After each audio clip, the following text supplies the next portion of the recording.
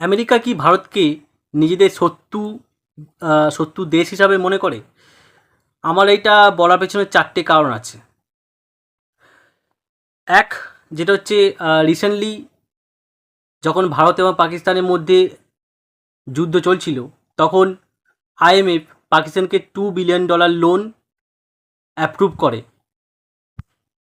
এখন আমরা সবাই জানি যে আইএমএফ কে চালায়? আইএমএফ চালায় বকলমে আমেরিকা। এবং পাকিস্তান ওই $2 বিলিয়ন নিয়ে কি করবে?